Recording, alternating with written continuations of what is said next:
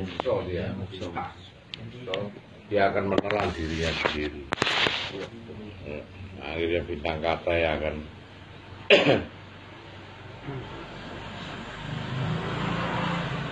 pembiasan warna dalam kehidupan alam semesta dengan alam semesta alam kita itu sama. Karena kita produk dari alam semesta. Dari sini. Terus kalau yang hitam itu yang itu biasan dari apa? Biasan dari warna apa kalau yang hitam itu biasan kehidupan. Karena dengan hitamnya itu kita bisa mengenal Allah.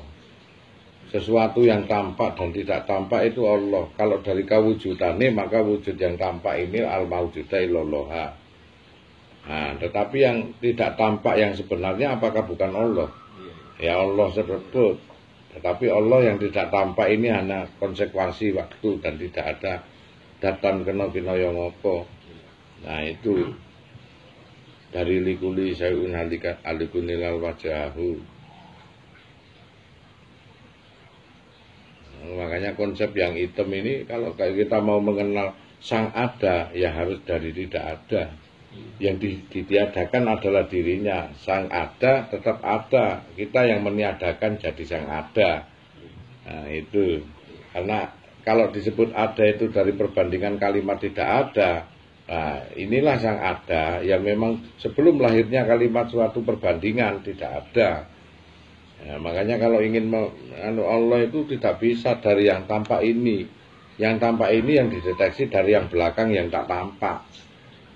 Nah, makanya cahayaku di atas cahaya nurun ala nurin. Di mana ada suatu cahaya, ada cahaya yang membekas lagi.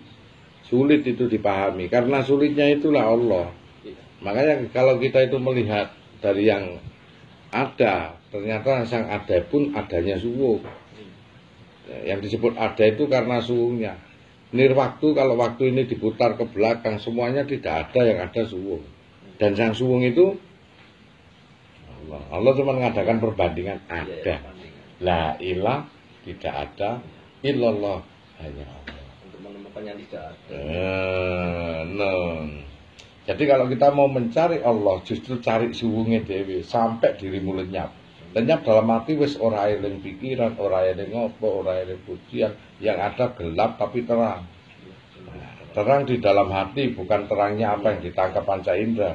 Seneng terang. Nah, disitulah sang ada. Harus apa? Menyelenyapkan antara ketiadaan. Kosong punya isi, isi itulah kosong. Nah itu ya. Gelap dan terang, maka terang itulah gelap. Karena perbandingan sang gelap itulah kita tampak terang. Dari terang itulah menuju ke kegelapan. Makanya saat tafakur, saat gelap, Anda sedang melihat Allah. Karena besarnya gelap itu. Mana yang tampak bintang-bintang dengan yang terciptakan, dengan yang di belakang dari bintang-bintang itu yang gelap lebih besar mana? Lebih besar yang gelap. Bahkan yang rentang pun kecil-kecil berada pada landasan gelap-gelap titik-titik. Pak.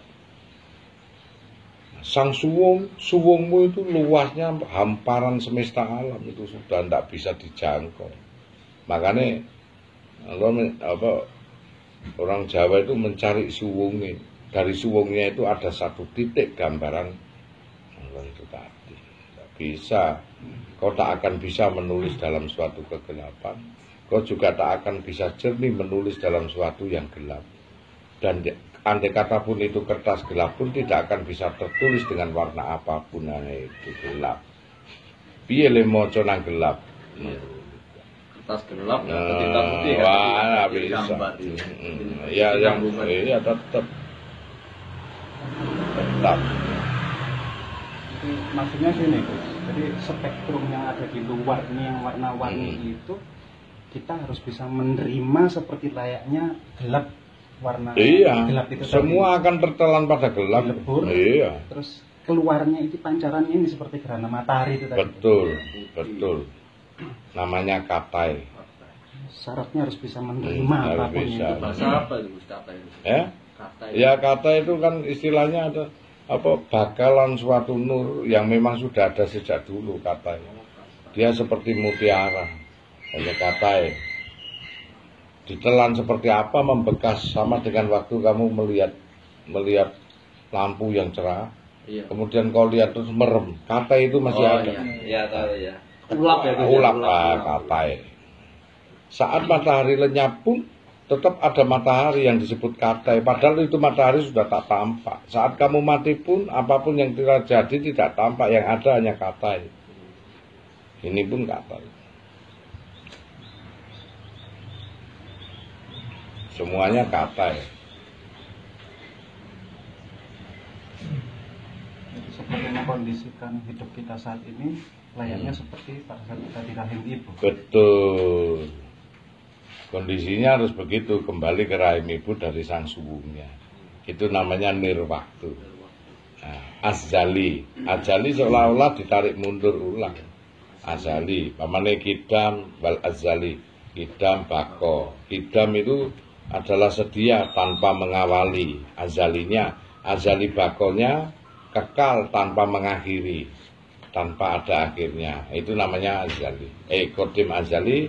Kalau kodim bisa azali tak akan bisa kodim. Azali nirwaktu, seperti antara lahir bapaknya dulu daripada anaknya, itu kodim wal azali.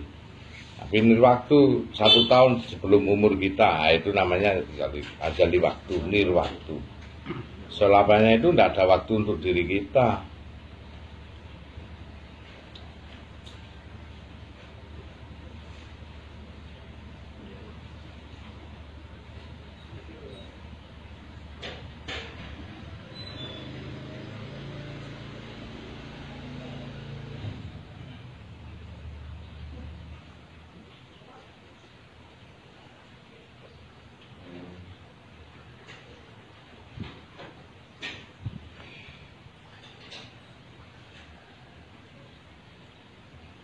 Belajar membalikkan nyungsang gitu ya. Iya. Ya 69 tadi.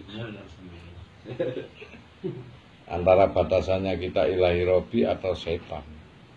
6666 logo setan. Kebalikannya gitu. 999 logo manusia paripurna. Iya. Ada tinggal malik. Batasan orang makrifat dengan orang dolim kan hampir sama.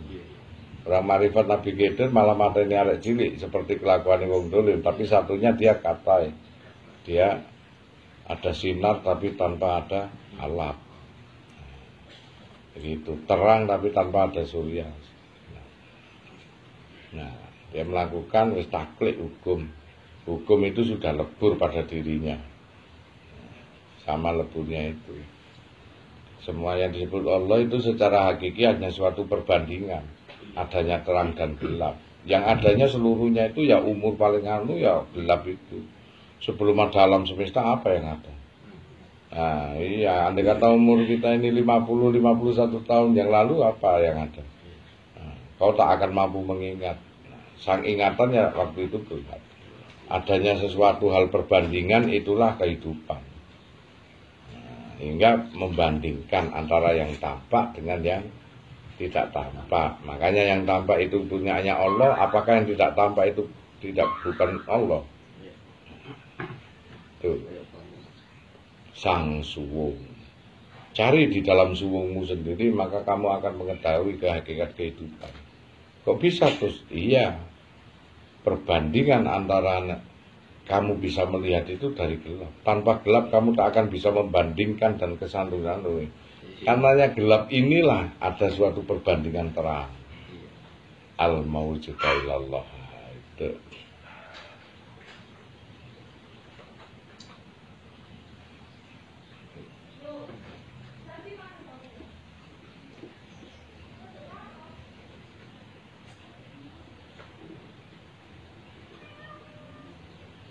Cahaya kecil aja, kalau cahaya besar nggak kelihatan, kalau kegelapan kelihatan. Kelihatan, makanya kan gitu. Iya.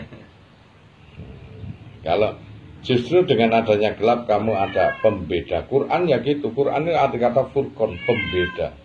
Anane kamu membaca Quran dan mengetahui makna, kamu tahu membedakan kehidupan. Pembeda sama dengan saat posisimu berada di gelap, hingga bisa menyatakan terang karena pembeda gelap. Ya, antara gelap dan terang adalah milik Allah. Sementara jikalau kami itu menyatakan sesuatu gerak, hidupnya adalah pada sisi gerak badan.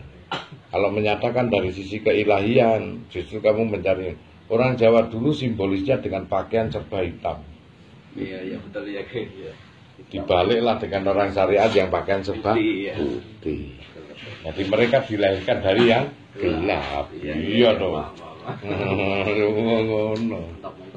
Kakak sendiri kain hitam. Iya, hitam. Itu orang-orang itu kalau suka gitu.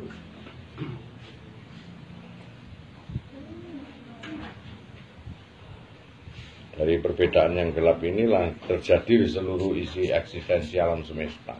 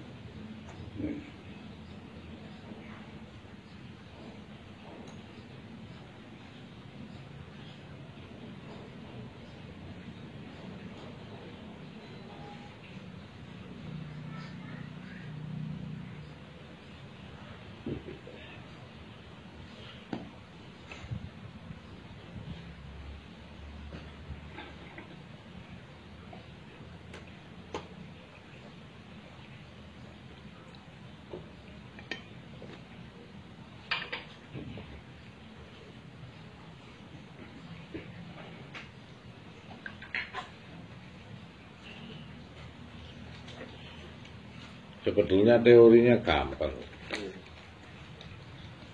Kadang hidup kita ini boros. Usiamu itu maju mundur dari apa yang kamu potensikan dalam pikiran dan mata. Baca indra. Kau proses di dalam tubuh itu ada telomer. Coba bacain. Telomer itu suatu sel yang menunjukkan pada organ tubuh. Sel kecil.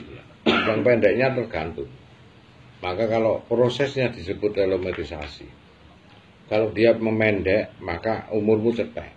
Makanya dinas lah. Berapa usiamu sama Allah ditulis pada messenger partikel disebut telomer.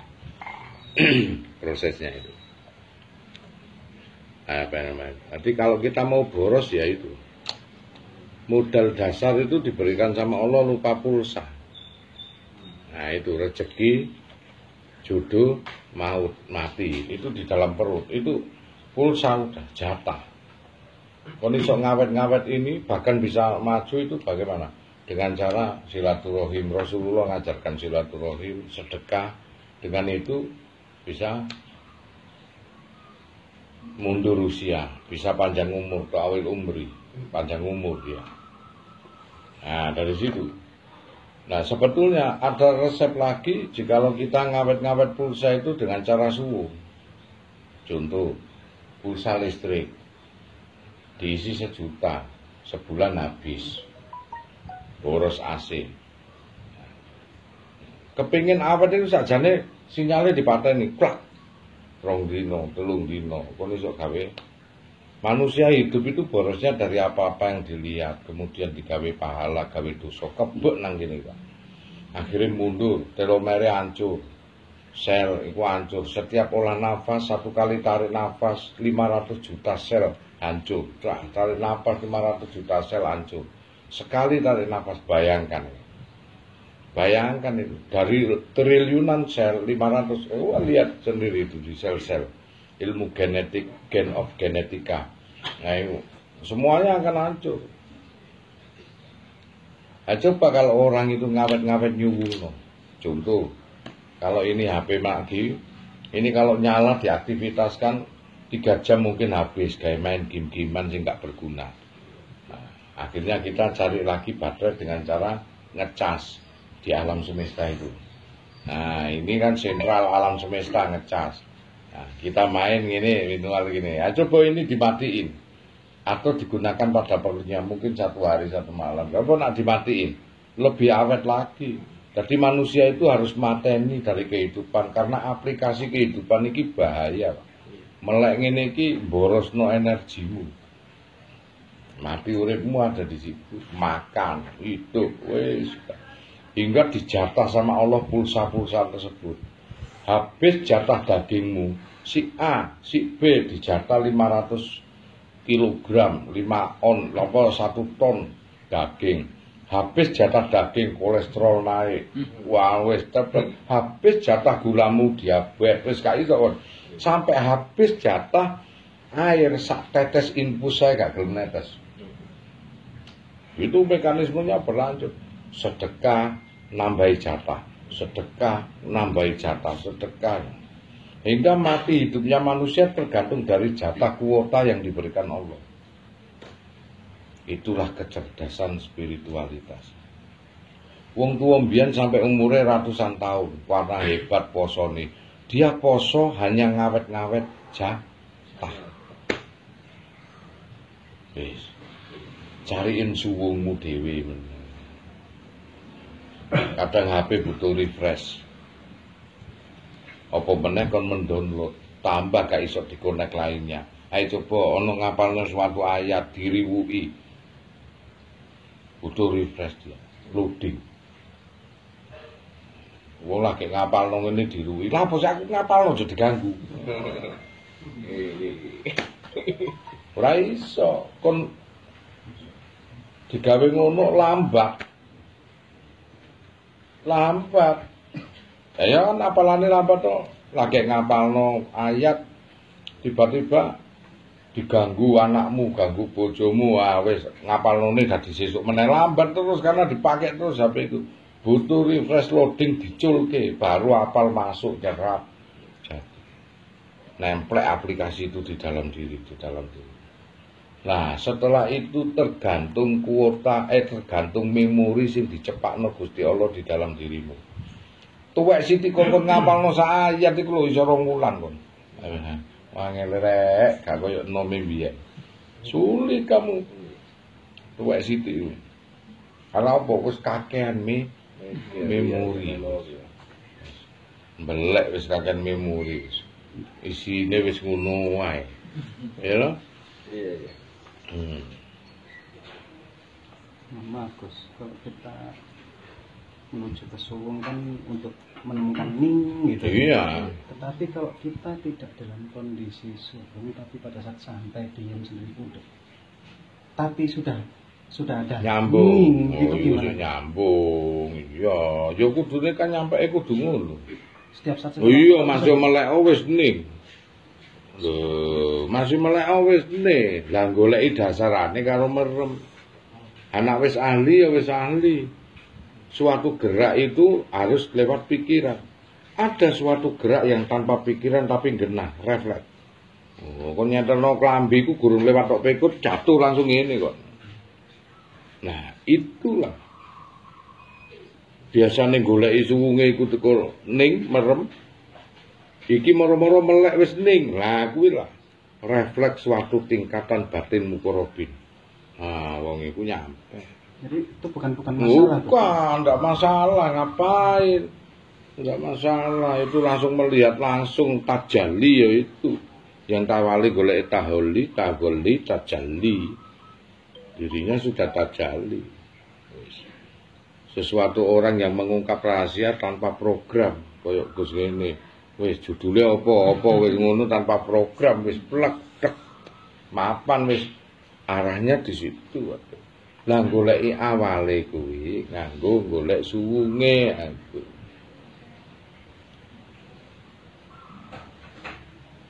Meskipun nggak pakai alat khusus tapi dalam hidup itu seperti dibenturkan, gesekan dalam menjalani hidup. Itulah butuh puasa.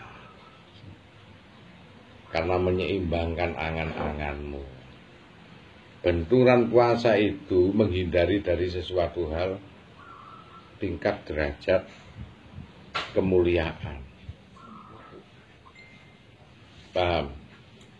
Aku lah ngomong, nek setiap ada positif mesti akan hadir negatif. Begitu Anda mengetahui sesuatu ilmu dan mengetahui apa yang harus kamu lakukan, kenapa sama kiai disuruh puasa? Karena itu yang akan dicari negatif. Sebetulnya tidak dengan puasa tidak masalah, kita memahami. Tetapi kalau negatif berupa kejadian yang tidak kita bentuk. Dan kalau Anda bisa menyikapi, gak jadi masalah. Sing dikuatiri gak bisa nyikapi, gendeng sampean. Akhirnya jadab. Itulah makna puasa, setiap nglakoni kudu ana puasane. Ben apa dinegatifno awake dhewe. Ngono lho. Lah gampangane lak ngono. Lah nek awakmu nglakoni sesuatu ilmu teko gone Gus ngene iki, tok wah dilakoni ngono. Terus kemudian yang negatif malah untuk menyeimbangkan ini supaya punya nur. Hanya dengan puasa, berzikir, sesuatu yang bukan dari kemauanmu tetapi itu memang diharuskan. Yang kita hidup ini yang dicari adalah terang, tetapi sandingan dari terang itu gelap. Yang kita cari di sini hidup ini adalah hasil, tetapi kita kenapa harus mengeluarkan? Itu seringkali kebanyakan keinginan kita itu kalah dengan apa yang terjadi. Satu contoh, kita menabung untuk diri kita sendiri supaya senang, tapi kebanyakan kita hasil uang malah gawe anak yang bukan dari diri kita. Tanpa disadari Anda menyuplai yang negatif yang bukan dari keinginan diri kita, coba. Tanpa Anda sadari itu. Terus itu dilakukan kehidupan kita. Terus. Sajane nek cara jujur ya, duwe anak duwe bojo iku beban lho. Iya toh? Nggonmu seneng mulih gak seneng. Duwe dhuwit 10 juta mulih nyekeli 1 juta, kadang-kadang 200 tok. Lho, gawe apa? Ya gawe dapur, ya gawe apa sembarang kalir ini bukan kita. Kita beli beras, yang kita makan mungkin 1 kilo, kalau 10 kilo. Ya bukan dari diri kita. Umpama memikirkan diri kita ngono tok, enggak ono wong sambat. Karena semuanya berdurasi negatif. Apa yang kita terima itu positif. Yang namanya diterima, arah positifnya mesti senang. Mesti ada skaklar yang mengarah ke negatif hingga cerah kita. Itu sebabnya Rasulullah menyatakan suatu perbuatan kehidupan ditentukan pada akhir. Jikalau akhirnya baik husnul khotimah, na elek suul khotimah, masih otokon ahli ibadah. Poros terakhir yang ditentukan oleh Rasulullah. Saat itu kau positif atau sedang keadaan negatif, akhlaki. Dilalakon sebagai seorang takmir dan ahli ibadah, akhir hayatnya negatif, enteklah positif dalam keadaan gelap. 3 tahun kau sekolah SMA ditentukan tok sejam panas. Sregepo gak iso bayar, gak iso ngerjakno atau sakit dalam keadaan panas iku masuk sregep 3 tahun iku entek kon gak lulus. Boloso dilalak pinter kon. Iso ditentuk nomor iki. Makane kudu hati-hati, teliti, mesti ditur waspada. Padha gak amane. Sing wong elek ya gak aman, sing wong apik ya gak aman. Apik dilalah terus, wayahe arepe mati lalai. Kemudian kowe kaya ana wong ahli ibadah ngurungi kucing, mati kucinge nyepelekno. Akhire neraka. Kaya wong pelacur ngasih makan anjing dilalah terakhir mati malah swarga. Padha gak amane wis, ayo. Ayo, iso digoleki teko ilmu iki, iya to? Baru ngerti kowe. Padha ora amane. Sing wong ahli nang masjid umroh bolak-balik to dianggap aman, wis beres. Amalan kok. Ngene dilalah kucingnya dikurungi mati lho lali. Wis rasa dipikir wong kewan ae kok. Mati wong iku. Iku Duratuna iki lho iku. Langsung sang ahli ibadah itu masuk neraka gak iso dilintas. Bagine dhek ala kucing rasa ditangisi wis ngono, kelalen Pak wis ngono. Sing pelacur ngeki mangan asu sesuk wae aku ya mati wis anu berguna. Luwih apik wong sing mikirno dosa ning dekne iku slamet daripada wong sing aman ora ana dosane ning ra slamet, Pak. Dianggap dhek bebas ning ra slamet sing wong pelacur apa ben pasrah. Mekanisme Allah dikembalikan wujud pasrah. Dihormatilah sang pelacur itu sebagai sang kekasihnya.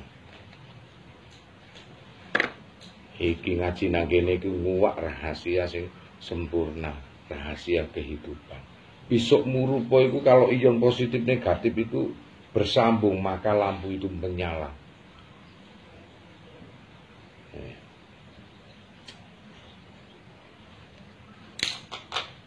Memang Gus, kan link itu rasanya di luar diri kita seperti di atas. Iya. Itu perlu kita tarik ke dalam. Iya, ditarik di dalam loh nih. Semuanya itu potensinya itu ditabung nang jero. Nek arepe ngetokke diutarake, dimijilke. Awakmu arepe ndudah duit. Kok mijilno gak? Masih toko nang bank dicatet nomor rekening. Masih kok nang ATM dicatat PIN. Gak peduli.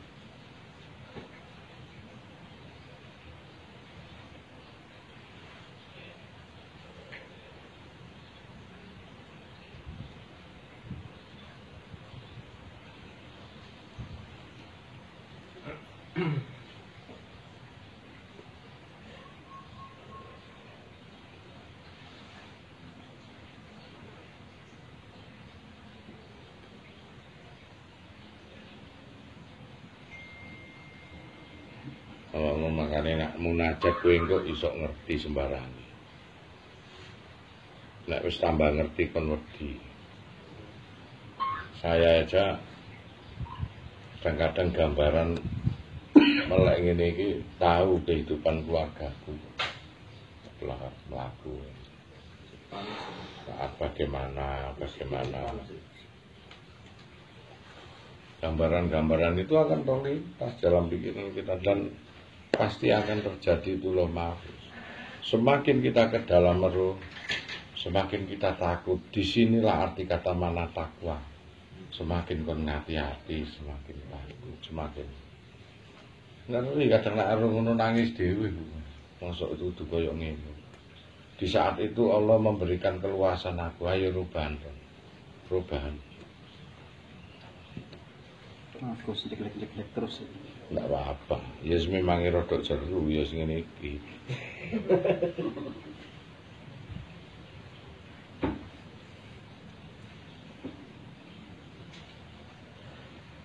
Enak ningmu kuat kon.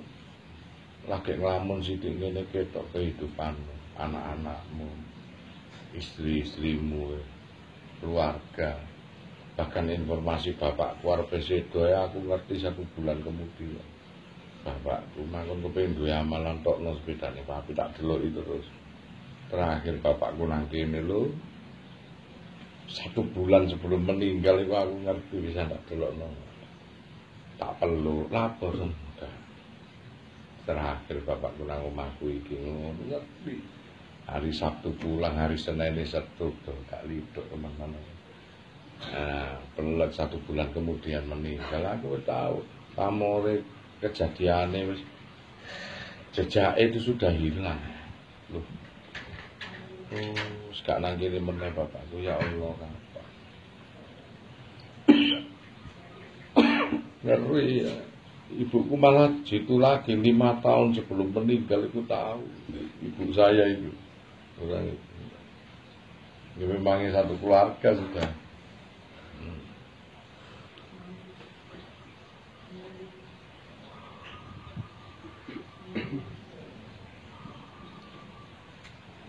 Ya aku nak marah ngono nyabdone gak elek, nyabdo kebalikane. Sik awetan aku. Bakal ora mati kon sesuk ora. Sik awetan aku kok. Mas yo aku paling tuwa. Kowe atur kok aku. Gitu, tapi nek nyabdo aku kebalikane sik awetan aku. Ora ono kowe sesuk mati, kowe sesuk bakal cilaka, iku wong kelas 3 ya. Kelas 3.